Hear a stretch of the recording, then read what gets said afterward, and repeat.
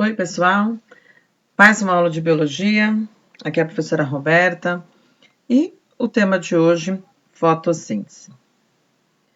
Fotossíntese, então, é do grego, né? Fotos, que quer dizer luz, e sintetinar, que quer dizer produzir, sintetizar, juntar, né?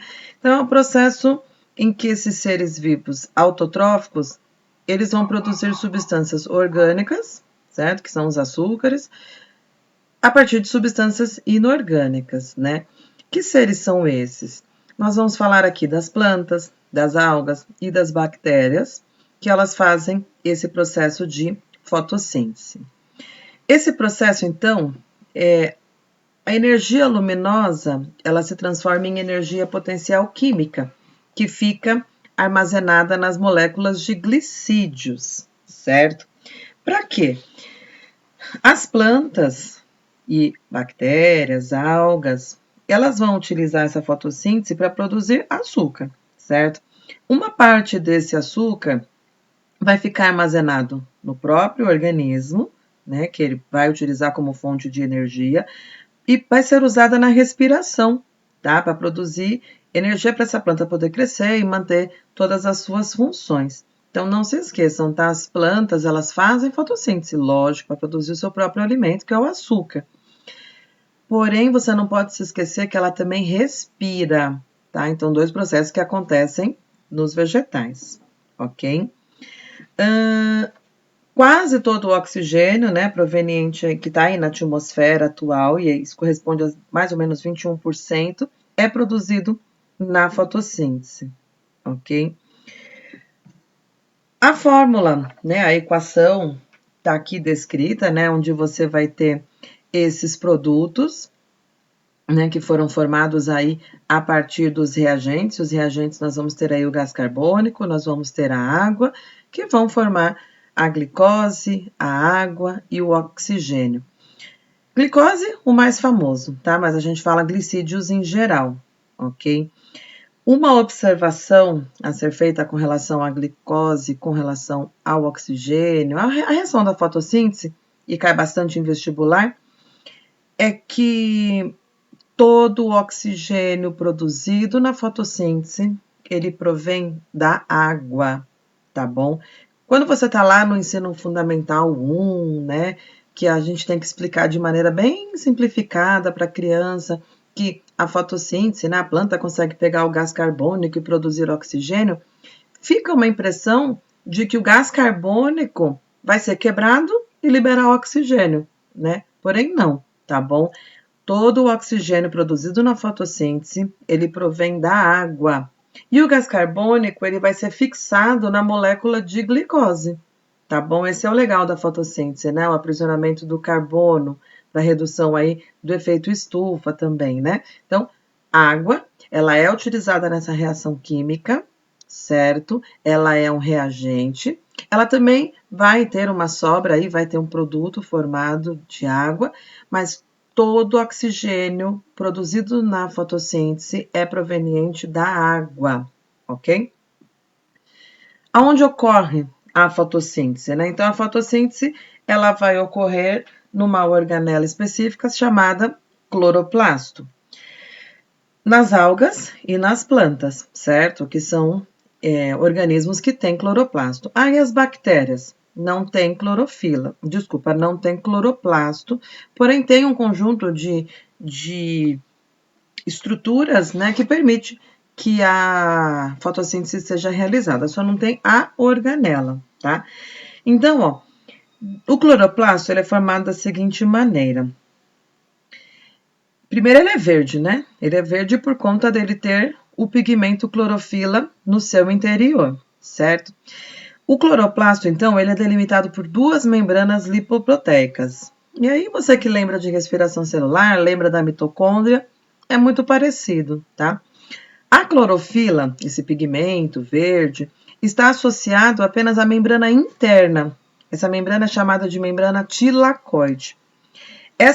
Esse tilacoide, ele apresenta dobras, tá, em forma de tubos e bolsas achatadas. Essas bolsas, elas se organizam em pilhas membranosas e cada uma dessas pilhas a gente chama de grana ou granum, que vai preencher todo o interior desse cloroplasto.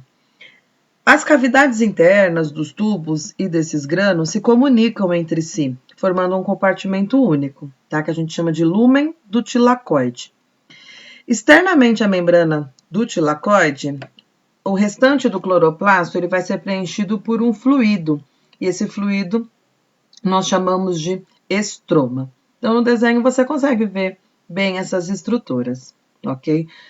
Um vegetal não vai ter um único cloroplasto em cada uma de suas células, são inúmeros, tá? E são variáveis. A fotossíntese, então. A fotossíntese, ela é dividida basicamente em duas etapas, tá? São dezenas de reações químicas aí que, didaticamente, elas são agrupadas em duas etapas para facilitar aí a compreensão. A primeira etapa ela é chamada de etapa fotoquímica, também chamada de fotodependente ou fase clara. E a segunda é uma fase puramente química, que a gente simplifica e fala fase química, ok? Mas também é fotoindependente. A fase fotoquímica, ela vai acontecer no tilacoide, ela depende da luz solar. Então, um detalhe para você, né, anotar aí, ocorre no tilacoide. É a etapa em que vai ocorrer a liberação do oxigênio para a atmosfera. E vão ocorrer duas reações importantes aí, né? Duas principais: a fotofosforilação e a fotólise da água. Depois a etapa química, certo? Vai acontecer aí no estroma. Vai ocorrer uma reação química que nós conhecemos como ciclo das pentoses. E vai ter como resultado final, então, a produção de glicose, tá? Que é o produto principal para a planta, para produção de energia, né? E ela vai utilizar, essa etapa química, ela utiliza o ATP que foi produzido na etapa fotoquímica, ok? Agora, desmembrar um pouco mais essas duas etapas, tá? A etapa fotoquímica, ela vai começar com a absorção da energia luminosa. Lembra que é uma fase dependente da luz solar, então tem que ser durante o dia, tem que ser quando os primeiros raios solares começam a aparecer, né, para aquele vegetal. E essa energia luminosa, ela vai ser captada pela clorofila, certo? A luz absorvida excita, né, transfere energia para alguns elétrons da clorofila. Esses agora, eles com alta energia, eles saem da clorofila e eles vão ser capturados por uma substância aceptora de elétrons, tá? Só que ao mesmo tempo vai estar ocorrendo uma outra reação, que a gente chama de fotólise da água. Lembra que todas as reações nessa etapa são dependentes da luz, certo? E aí vai ter a decomposição dessa molécula de água. Essa fotólise da água, ela também é conhecida como reação de Hill, tá? Em homenagem a quem descobriu, né? Que foi um inglês bioquímico, né? Robert Hill, tá? E nessa reação química da fotólise, moléculas de água elas se decompõem em prótons, que são os íons H+, elétrons e átomos livres de oxigênio. Os elétrons liberados, eles repõem os que foram perdidos pela clorofila. Os átomos de oxigênio agora, eles vão se unir 2 a 2, produzindo as moléculas de gás oxigênio, e elas são todinhas liberadas para o meio, ok? Agora, vamos ter agora o transporte de elétrons, né? Porque os elétrons lá da clorofila, que foram excitados pela luz, eles estão com nível alto de energia e saltam para fora da molécula. Já falei, né? Eles são capturados aí por uma substância aceptora, né? E aí, esse primeiro aceptor vai transferir esse elétron para um segundo aceptor, que vai transferir para um terceiro, e assim por diante. tá? É uma cadeia transportadora de elétrons semelhante àquela das mitocôndrias que a gente viu lá em respiração celular, tá? Aí, esses elétrons, ao serem transferidos, né, nessa sequência de um aceptor para o outro numa cadeia transportadora de elétrons, eles vão liberando a cada passo parte da energia que havia sido originalmente captada da luz. E, agora sim, aparece o mais falado nas reações, né? O último aceptor de elétrons no cloroplasto é a substância que nós conhecemos como NADP, tá?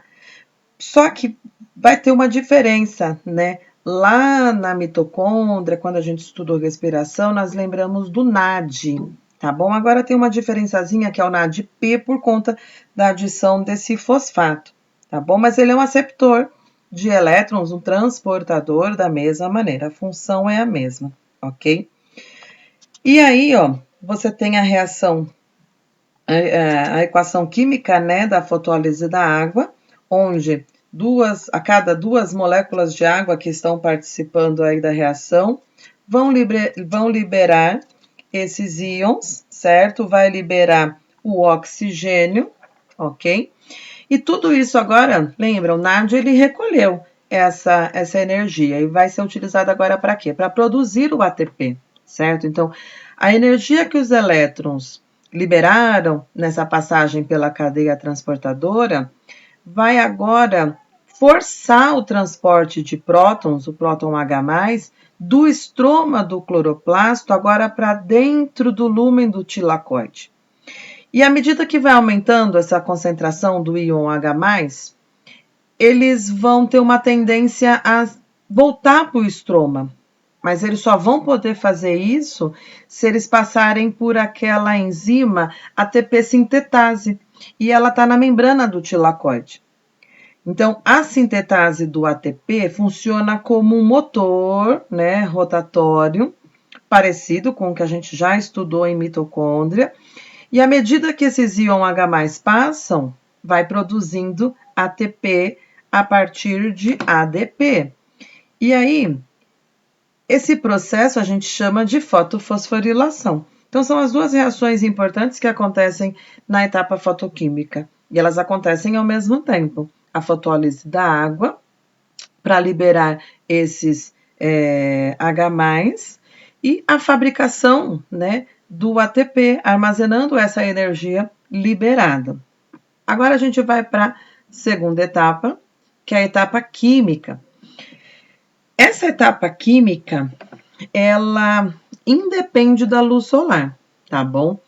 Mas nada impede que ela aconteça durante o dia. E, na verdade, como ela é uma sequência, né, da etapa fotoquímica, ela acontece durante o dia, sim. Só que ela independe da luz solar, tá? Ela vai estar aí acontecendo tranquilamente.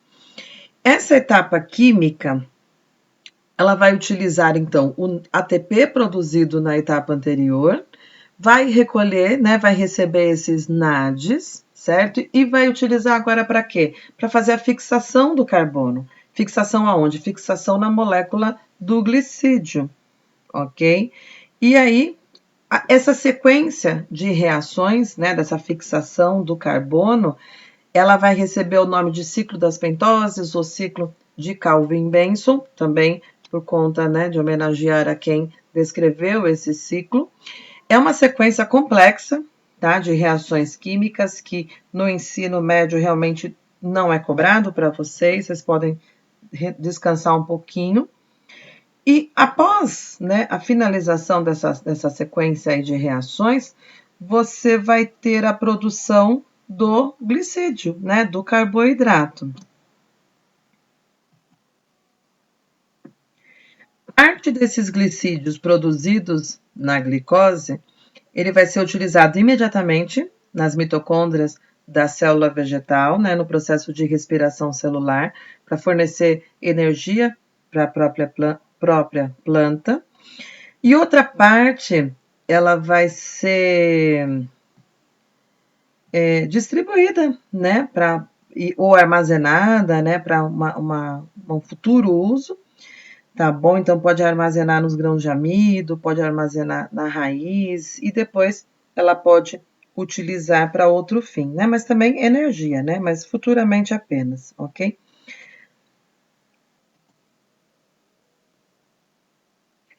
Aqui, um esquema resumido, né, dessas reações da fotossíntese.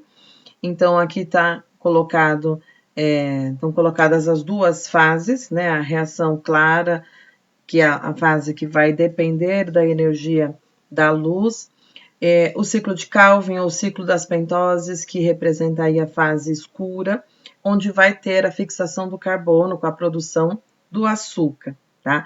E aí esquematizado, né, que o oxigênio liberado na atmosfera, ele provém da água e vai ocorrer na primeira etapa, essa liberação de oxigênio, tá? Pela fotólise da água. Vai ocorrer, então, a produção, na primeira etapa, de ATP e de NAD. Essas substâncias vão entrar no ciclo de Calvin para produzir, finalmente, o açúcar, certo? Agora, a fotossíntese, como ela vai utilizar vários reagentes, às vezes é difícil, né, que todos esses, né, requisitos estejam todos presentes em quantidades ideais. Então, nós vamos ter alguns fatores que vão influenciar essa reação química. E são 3 fatores que a gente estuda: luz, gás carbônico e temperatura. Primeiro vamos ver a influência da luz. Então, a velocidade da luz, ela pode ser calculada medindo a quantidade de oxigênio que está sendo liberado. Quanto maior essa quantidade, maior a velocidade do processo. E aí, né, tem alguns gráficos para você chegar, né, algumas conclusões importantes aí destacadas nesses gráficos, tá? Quando está no ponto escuro, repara que o primeiro gráfico tem lá um ponto 1 sendo mostrado. A planta não está fazendo fotossíntese. Porém, lembra, a planta está respirando. Ela consome oxigênio ao invés de produzir, certo? A planta respira 24 horas por dia. O ponto 2, ele está indicando determinado valor de iluminação, no qual a quantidade de oxigênio consumida é igual à produzida. O que isso significa? Isso mostra que a fotossíntese atingiu velocidade igual à da respiração, a linha preta, tá? Nesse momento, olha o que a gente fala que chegou ao ponto de compensação luminosa, ou ainda a gente fala de ponto de compensação fótica, que é quando a intensidade da luz é superior à do ponto de compensação, certo? A produção agora de oxigênio cresce até determinado valor da intensidade luminosa e chegou lá no ponto 3, a partir do qual não se altera mais, mesmo se a luminosidade aumentar. Então, chega-se ao que chamamos de ponto de saturação luminosa, ok?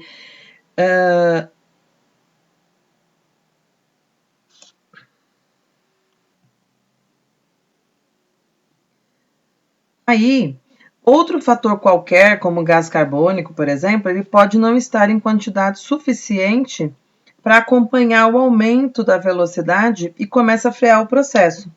Nesse caso, esse fator que limita o processo, a gente chama de fator limitante, tá bom? E aí a gente chega numa conclusão, né? A planta respira o tempo todo, mas durante o dia, quando a intensidade da luz é maior que o ponto de compensação, a produção de oxigênio torna-se maior que o consumo. O que sobra é liberado para a atmosfera, ok? Outro fator, o gás carbônico, né, que ele vai influenciar na velocidade da fotossíntese. Um dado, né? A concentração do gás carbônico na atmosfera, ele é bem baixinho, tá? É cerca de 0,03%. E ele é um fator importante na limitação da velocidade da fotossíntese, desde que a planta esteja bem iluminada, ok?